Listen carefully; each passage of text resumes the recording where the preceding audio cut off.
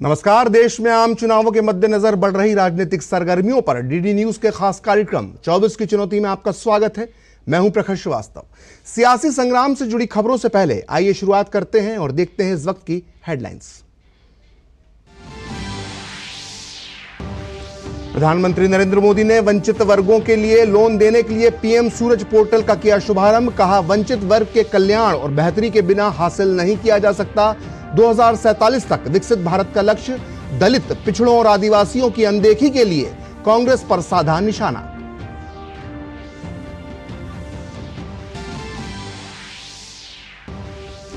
PM Narendra Modi ने video conferencing के जरिए करीब 1.25 लाख करोड़ रुपए के 3 सेमीकंडक्टर परियोजनाओं का किया शिलान्यास।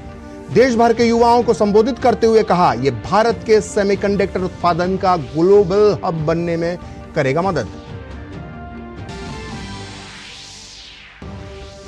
केंद्रीय कैबिनेट ने दिल्ली मेट्रो चरण 4 की परियोजनाओं के 2 गलियारों को दी मंजूरी। 8,400 करोड़ रुपए की लागत से बनाए जाएंगे 2 कॉरिडोर। भारत मध्य पूर्व यूरोप आर्थिक गलियारे से संबंधित भारत यूएई के बीच आंतरिक सरकारी फ्रेमवर्क समझौते को भी दी मंजूरी। लोकसभा चुनाव के पहले कांग्रेस और आम आदमी पार्टी को बड़ा झटका। उत्तर प्रदेश के दिग्गज कांग्रेस नेता अजय कपूर बीजेपी में शामिल। महाराष्ट्र कांग्रेस के वरिष्ठ नेता पद्माकर बल्वी ने भी थामा बीजेपी का दामन। दिल्ली में कांग्रेस के पूर्व विधायक बलराम तंवर और आम आदमी पार्टी के पूर्व विधायक नारायण दत्त शर्मा समेत कई नेता बीजेपी में हुए शामिल।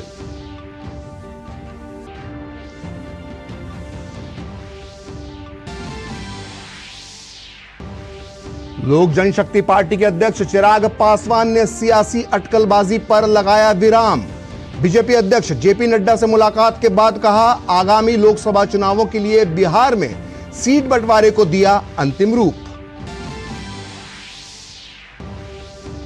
हरियाणा के नए मुख्यमंत्री ने विधानसभा में हासिल किया बहुमत। नायब सिंह सैनी सरकार फ्लोर टेस्ट में पास। ध्वनि मत से विश्वास प्रस्ताव पारित।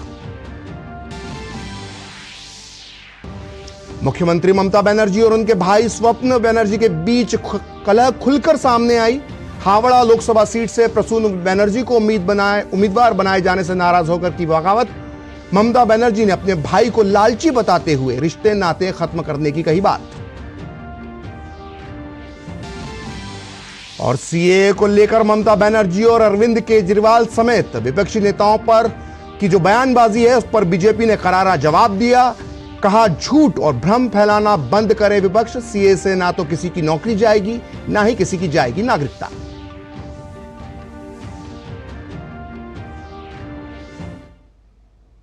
तो आइए अब शुरुआत करते हैं हमारे खास कार्यक्रम 24 की चुनौती की।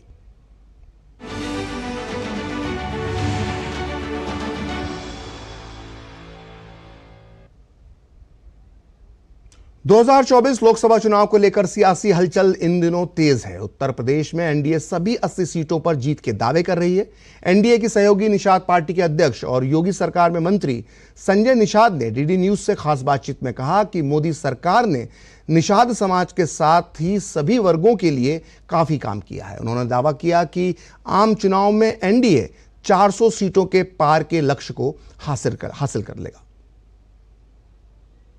2024 के लोकसभा चुनावों की गहमा गहमी शुरू हो गई है। एक तरफ बीजेपी है, बीजेपी के साथ एनडीए है जो कह रहे हैं कि इस बार अब की बार 400 पार। दूसरी तरफ इंडिया अलायंस है जो बीजेपी के सामने अलग अलग तरह की चुनौतियां खड़े कर रहे हैं। इस सब में इन चुनावों में भी एक बार फिर से फोकस जो है उत्तर प्रदेश पर रहेगा जहां से 80 लोकसभा सीटें हैं। और बीजेपी कह रही है, दावा कर रही है कि अपने सहयोगियों के साथ वो 80 में से 80 सीटें जीतने का लक्ष्य बना रही है। बीजेपी के एक बड़े ट्रस्टेड सहयोगी जो हैं वो निषाद पार्टी है उत्तर प्रदेश में, और निषाद पार्टी के अध्यक्ष और उत्तर प्रदेश के कैबिनेट मंत्री संजय निषाद जी हमारे साथ हैं। बहुत बहुत शुक्रिया संजय निषाद जी, डीडी न्यूज से बातचीत। बहुत बधाई आपकी टीम को और चैनल को, डीडी न्यूज को। संजय निषाद जी, ये बताइए कि अब की बार कितना पार है उत्तर प्रदेश में? पहले 330 था, लेकिन मोदी जी ने जब शुरू किया निकलना तो अब 400 पार एनडीए सरकार। 400 पार एनडीए निश्चित रूप से जो मोदी जी कहते हैं वो होता है, क्योंकि ये जनता जनार्दन होती है, जनता जज होती है। जनता फैसला लेती है किसे हटाना किसे लाना है। तो जनता ने फैसला कर लिया है कि हमारी गरीबी बढ़ाई थी पिछली सरकारों ने, तो उन्हें हटाना है। हमारी समस्या के कारण पिछली सरकारें ने उन्हें हटाना है, मोदी जी को लाना है जिससे हमारी गरीब को भगाया है और उन्हें अवसर दिया हर क्षेत्रों में, हर सेक्टर में।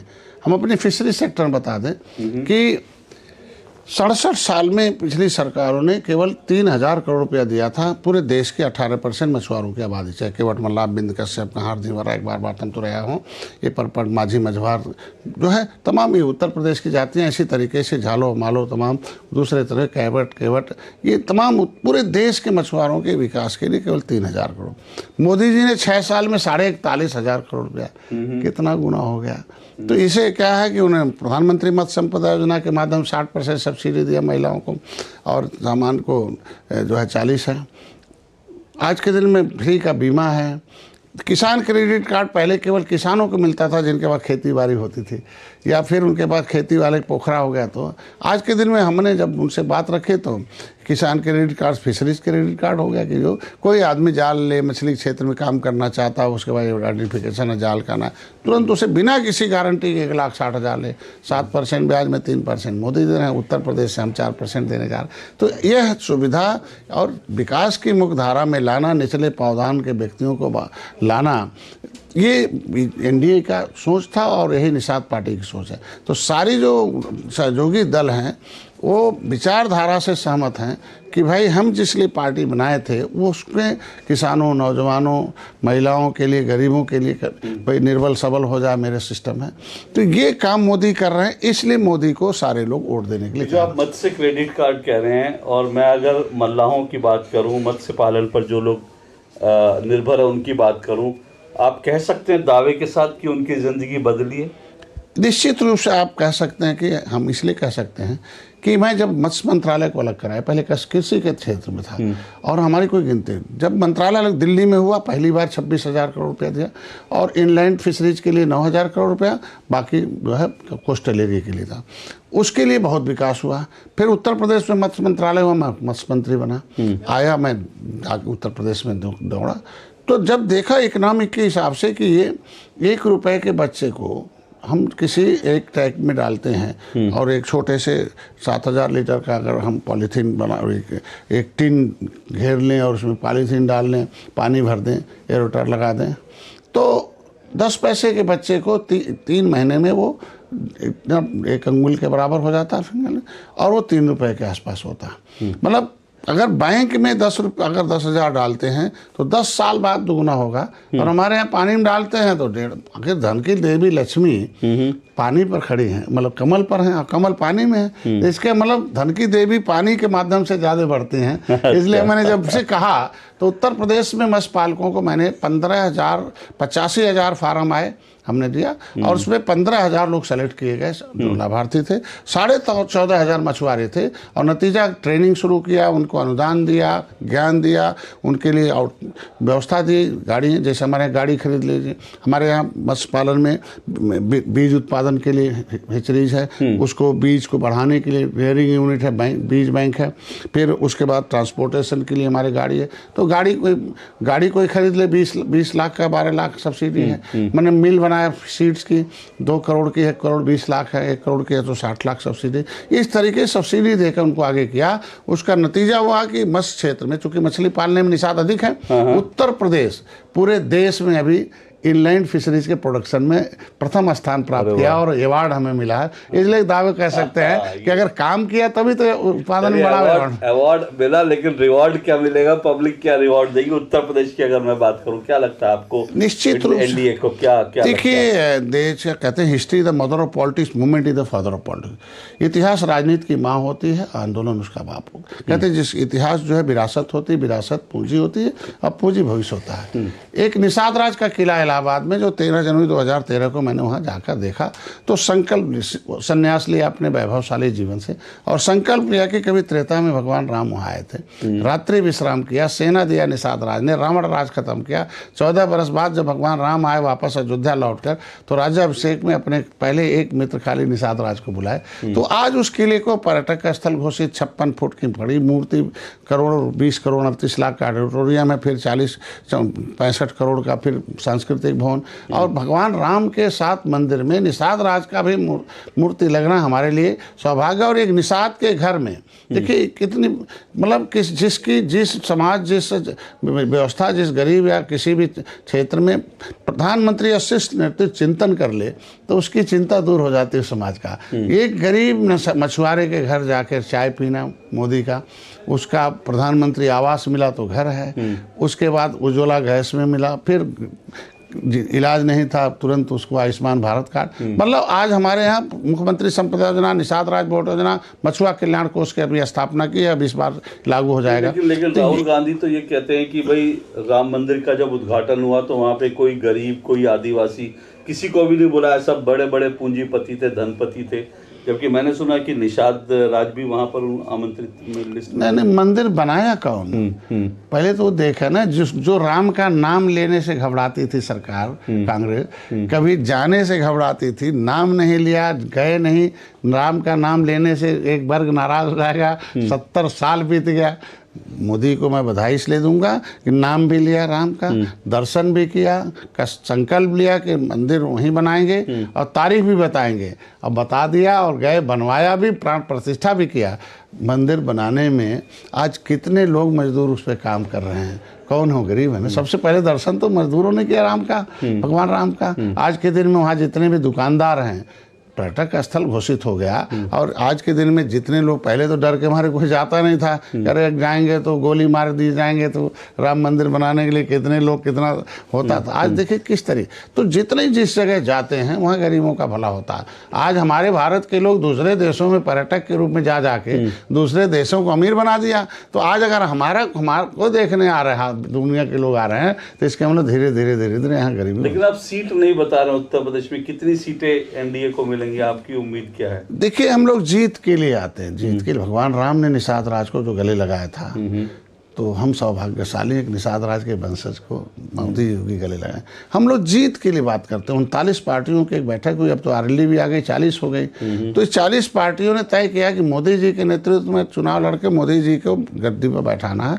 और उन्होंने वादा किया कि हम जन कल्याणकारी नीतियों को धरातल पर लागू करेंगे। देश का चुनाव है, लोकसभा का चुनाव, राष्ट्र का चुनाव है, तो अर्थव्यवस्था को हम 10 से 5वें नंबर पर लाएं, 3रे नंबर पर लाएंगे, और भारत को फिर विश्व गुरु बनाएंगे। तो हम जीत के लिए मोदी के साथ हैं, और निश्चित रूप से हम जीत के समीकरण में से कितनी, मैं बता रहा हूँ, 2015 में, मैं 2022 में मैंने 15 सीटें ली थी। 15 में 11 हारी हुई ली थी। कभी भाजपा नहीं जीतती थी, लेकिन रणनीति निषाद पार्टी के कार्यकर्ता, भारतीय जनता पार्टी के कार्यकर्ता, उसमें 11 में से 9 जीते, और उसमें से 2 ऐसी सीटें थी जिसमें हम 1,500 वोट से हारे हैं। मतलब वो भी एक ऐतिहासिक है। और 5 उनके सिंबल पर लिए, तो और 5 जीते। तो आज 11 विधायक हमने दिया। तो जो भारतीय जनता पार्टी के हम लोग वादा किए 80 के 80 जीत कर देंगे, तो जो हारी हुई सीट है, वो जीत में समीकरण में बदलने के लिए कि अधिक से अधिक ऐतिहासिक जीत हो। भाई जितना बीजेपी पहले जीती थी उससे ज़्यादा जीते, तभी तो डॉक्टर संजय और हमारे अलायंस का मतलब होगा। तो मैं चाहता हूँ कि हारी हुई सीटें में से कोई भी सीट निषाद पार्टी के अपने सिंबल पर दे, क्योंकि एक तो बेटा लड़ रहा नहीं, लेकिन आपकी खबरें आ रही है कि आप, और इस वक्त की बड़ी खबर यह है कि भारतीय जनता पार्टी ने 2024 लोकसभा चुनाव के लिए अपने उम्मीदवारों की दूसरी सूची जारी कर दी है। इस लिस्ट में सबसे चौंकाने वाला नाम कह सकते हैं करनाल से आया है। मनोहर लाल खट्टर को करनाल से बीजेपी ने अपना उम्मीदवार बनाया है। वहीं अनुराग सिंह ठाकुर को हमीरपुर से टिकट दिया गया है, पहले भी वो यहां से सांसद हैं। वहीं धारवाड़ से प्रहलाद जोशी को टिकट दिया गया है। वहीं हावेरी से वासव राज बोम्मई को टिकट दिया गया है। तो हरियाणा के पूर्व मुख्यमंत्री, जो अभी तक 2 दिन पहले तक मुख्यमंत्री थे, मनोहर लाल खट्टर, वो करनाल से बीजेपी के उम्मीदवार होंगे। इसके अलावा निश्चित तौर पर कुरुक्षेत्र की सीट से भी नए चेहरे का ऐलान होगा, क्योंकि कुरुक्षेत्र से जो वर्तमान सांसद हैं नायब सैनी, उन्हें मुख्यमंत्री बना दिया गया है। लेकिन कुरुक्षेत्र से टिकट ना देकर मनोहर लाल खट्टर को करनाल से बीजेपी ने अपना उम्मीदवार बनाया है। बीजेपी की दूसरी सूची अब से थोड़ी देर पहले जारी हो चुकी है और धीरे धीरे करके सारे नाम सामने आ रहे हैं। वैसे वैसे हम बताते रहेंगे। हमारे साथ जुड़ चुके हैं शैलेंद्र, डीडी न्यूज संवाददाता। शैलेंद्र, क्या स्थिति बन रही है इस लिस्ट के आने के बाद? कौन से नाम है जो चौंका रहे हैं? कौन से किस तरह के जो एक फैसला आया है कि करनाल से मनोहर लाल खट्टर लड़ेंगे, इसके पीछे क्या रणनीति हो सकती है? जी देखिए, जब भी ये बात कल आई थी, जब हमने देखा था कि हरियाणा में नए मुख्यमंत्री के तौर पर दरअसल जब ये हुआ कि नया मुख्यमंत्री शपथ ले रहा, और तभी ये कहा जा रहा था कि मनोहर लाल खट्टर को लोकसभा चुनाव लड़ाया जाएगा और करनाल से उनके नाम का ऐलान कर दिया गया है। इसके साथ ही साथ गुड़गांव से राव इंद्रजीत सिंह है। हिमाचल की अगर सूची देखें तो 2 उम्मीदवारों के नाम का ऐलान किया गया है। हमीरपुर से अनुराग सिंह ठाकुर जो सूचना प्रसारण मंत्री हैं मौजूदा, और शिमला से सुरेश कुमार कश्यप। यहाँ पर मैं दिल्ली की 2 सीटें बताना चाहूंगा जो आप देखें। दिल्ली में कहा जा रहा था कि हमने देखा बीजेपी ने जो 7 लोकसभा उम्मीदवारों का ऐलान करना था, उसमें हमने देखा था जो ऐलान हुआ था उसमें सिर्फ मनोज तिवारी को ही रिपीट किया गया था। पूर्वी दिल्ली से हर्ष मल्होत्रा है और उत्तर पश्चिम दिल्ली जो अनुसूचित जाति के लिए सुरक्षित सीट है योगेंद्र चंदोलिया। तो दोनों नए चेहरे हैं। तो दिल्ली में हम देख रहे हैं कि सिर्फ एक सीट पर मौजूदा जो दोबारा मैदान में उतारा गया था और सभी सीट पर नए उम्मीदवारों को चुनाव मैदान में उतारा गया है। बाकी 6 सीट पर हमें हिमाचल प्रदेश से हम बता ही चुके हैं कि हमीरपुर से अनुराग सिंह ठाकुर का नाम फिर से ऐलान किया गया है। और अगर बात करें उत्तराखंड की, बहुत चर्चा थी इस बात की कि उत्तराखंड की जो बाकी बची सीटें हैं गढ़वाल और हरिद्वार, वहां से कौन मैदान में होगा। तो गढ़वाल प्रभारी है, उनका नाम काफी चर्चा में था। गढ़वाल से वो उम्मीदवार बनाया गया। इसके साथ ही साथ हरिद्वार से त्रिवेंद्र सिंह रावत पूर्व मुख्यमंत्री रहे हैं हरियाणा के, उत्तराखंड के, की चर्चा भी थी। और गढ़वाल से काफी गढ़वाल से या हरिद्वार से अनिल बलूनी उनका नाम यहाँ पर किया गया। इसके साथ ही साथ देखें त्रिपुरा की सीट, त्रिपुरा पूर्व से महारानी कृति सिंह देववर्मा, ये एक बहुत चर्चित नाम है। और तेलंगाना जिस पर भारतीय जनता पार्टी का बहुत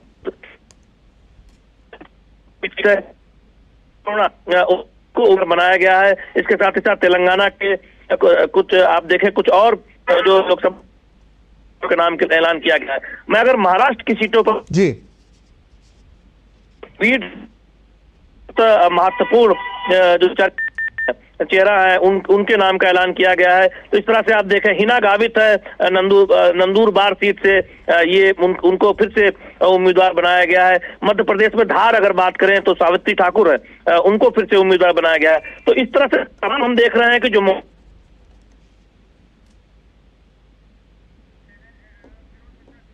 ठीक है, हमारे साथ हमारे वरिष्ठ सहयोगी विनोद मिश्रा भी जुड़ चुके हैं। विनोद जी, जो 72 लोगों की जो दूसरी लिस्ट आई है उसका जो निचोड़ है वो आपकी नजर में किस तरह से आप उसे देखते हैं?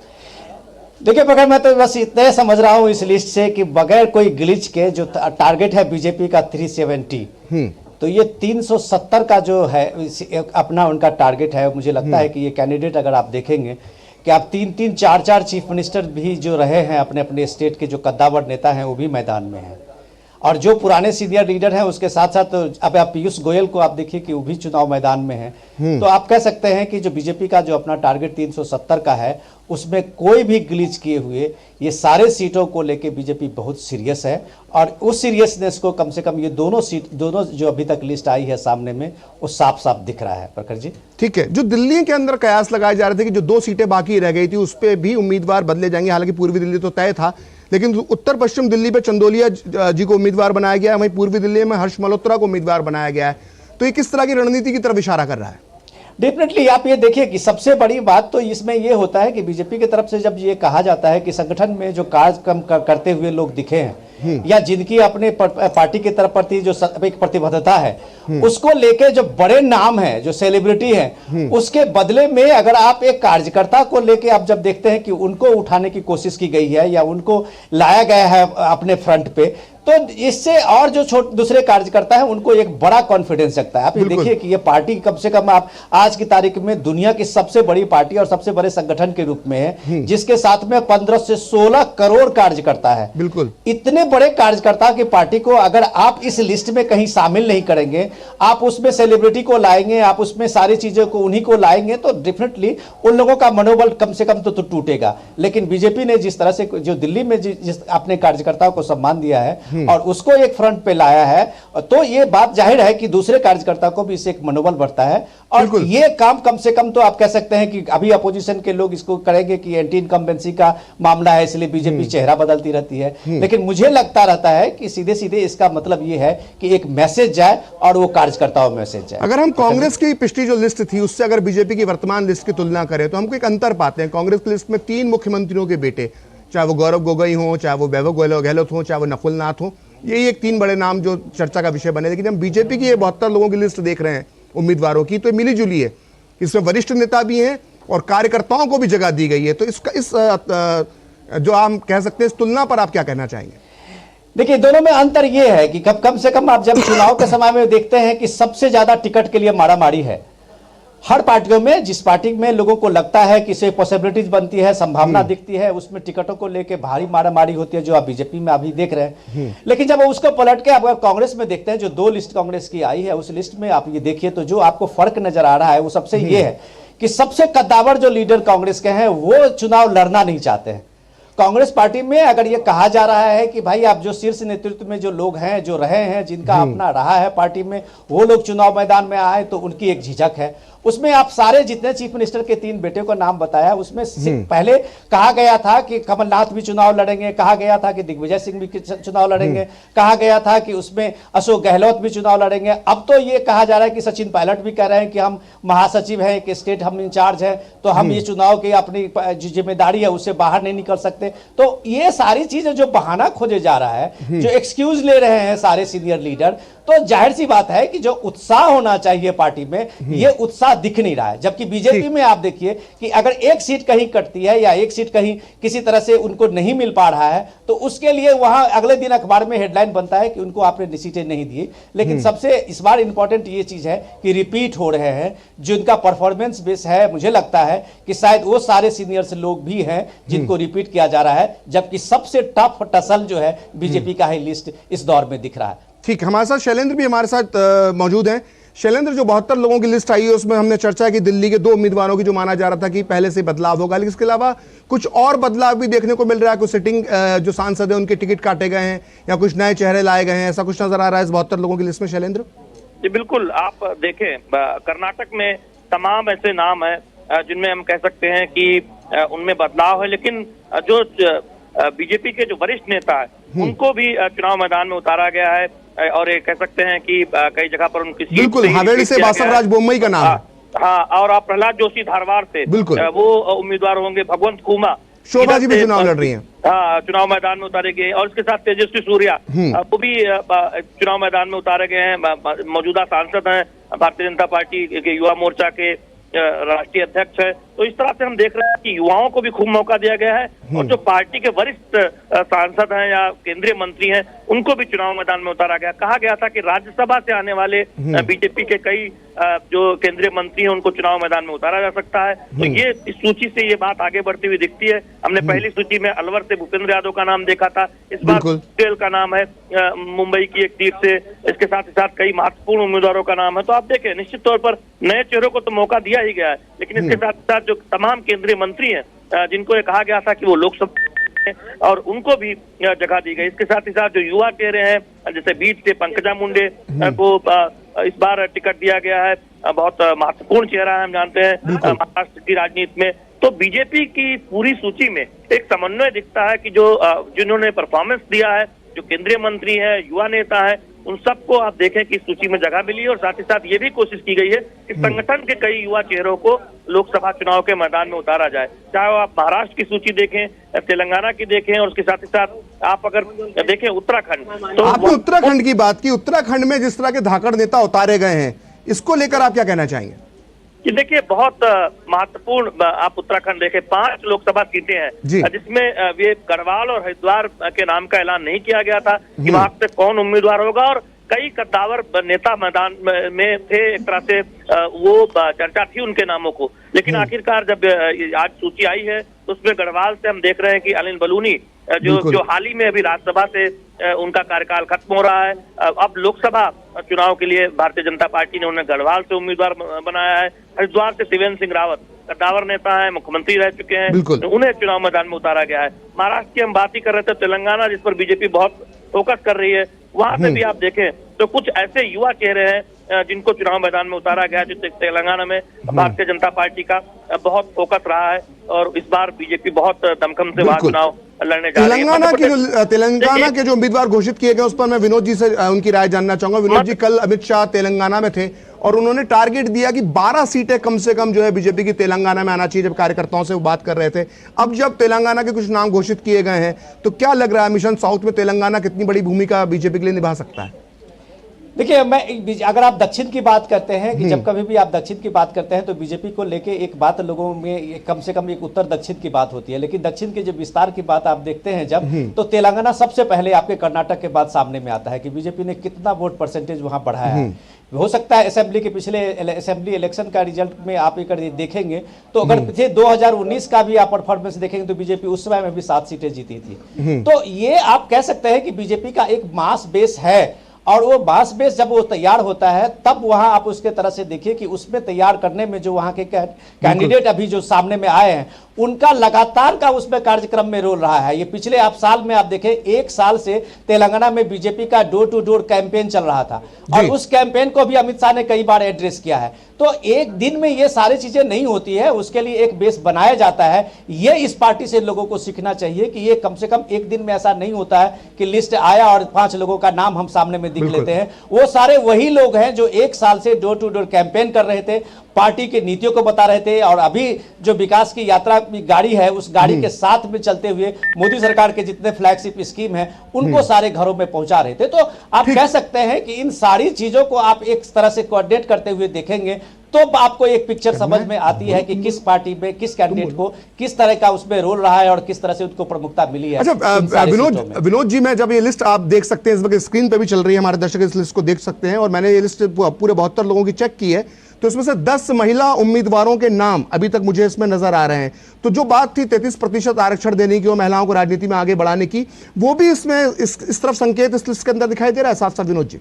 देखिए, ये सबसे बड़ा एक कॉन्फिडेंस है। जब आप नारी शक्ति बंधन अधिनियम लेके आए तो उस समय में भी ये बात आ रही थी कि ये इतने दिनों का लंबा गैप क्यों दिया जा रहा है। तो इस मामले में तो सबसे बड़ी बात तो यही है जो बीजेपी ने अभी सामने में रखा है। दूसरे पार्टियों के लिए भी एक नजीर हो सकती है कि आप अगर सीट देना चाहेंगे, महिलाओं को अगर सामने में लाना चाहेंगे, उसके लिए जरूरी नहीं है कि आपको ये अधिनियम जो है उसका ये सब कुछ होने के बाद ही आप कर सकते हैं। ये कम से कम ये हुआ है कि अब तक जो ये बात हो रहा था कि जिताओ उम्मीदवार के नाम पे, महिलाएं के नाम पे हर पार्टियों में एक तरह से एक झिझक बनी होती थी कि जिताओ के नाम पे लोग अपने कैंडिडेट को चुनते थे। लेकिन ये बड़ी बात ये हुई है कि अब तक जितने भी दो लिस्ट आई है बीजेपी के, अगर 30-40 कैंडिडेट अगर महिला उम्मीदवार है तो ये एक बड़ी बात है। और नारी शक्ति बंधन अधिनियम की बात अगर आप करते हैं तो उसमें लगता है कि ये सच्चाई है और जिसको ग्राउंड पे लाने की कोशिश की गई है। विनोद जी, देखिए अगर हम देखें इस पूरी लिस्ट को तो महाराष्ट्र से शुरुआत हो गई है। महाराष्ट्र एक ऐसी जगह थी जहां पर सबसे ज्यादा गठबंधन को लेकर एक तरह से कहते हैं कि बड़ा ट्रिकी सीटों का बंटवारा होना था। ये दोनों ही, इंडिया अलायंस के लिए भी वही स्थिति और एनडीए के लिए वही स्थिति है। अब महाराष्ट्र की स्थिति साफ होने लगी है, लेकिन बिहार को लेकर, क्योंकि अब ये खबर आ रही है कि चिराग पासवान मान चुके हैं और ऐसी चर्चा है कि 4 या 5 सीटें उन्हें दे दी जाएंगी। तो अब ये लग रहा है कि जो सबसे मुश्किल जो 2 राज्य थे एनडीए के लिए, महाराष्ट्र और बिहार, सीटों के बंटवारे के हिसाब से अब वो भी स्थिति क्लियर होती नजर आ रही है। अगर आप इसको इस तरह से समझ सकते हैं हम लोग कि ये दोनों राज्य में जो दोनों गठबंधन, चाहे वो इंडिया गठबंधन हो चाहे एनडीए गठबंधन हो, दोनों गठबंधन के लिए सीट अलायंस उतना ही मुश्किल काम था। और सीट शेयरिंग के बात पर आप देखिए कि आप महाराष्ट्र में देखें तो कम से कम कांग्रेस से ज्यादा चुनौती बीजेपी की थी, लेकिन वहां जिस तरह से लोग एक तरह से समन्वय बनाया गया। महाराष्ट्र में यही हुआ है कि दोनों जो गठबंधन उनके पास 3-3 पार्टियां हैं और इसीलिए सीट बंटवारे के अंदर थोड़ी सी ज्यादा विचार मंथन की जरूरत पड़ रही है। विनोद जी, इस जानकारी के लिए बहुत बहुत धन्यवाद। शैलेंद्र, आपका भी बहुत बहुत धन्यवाद इस जानकारी देने के लिए। बहुत और महत्वपूर्ण। तो फिलहाल इस बुलेटिन में इतना ही। आप देखते रहिए डीडी न्यूज।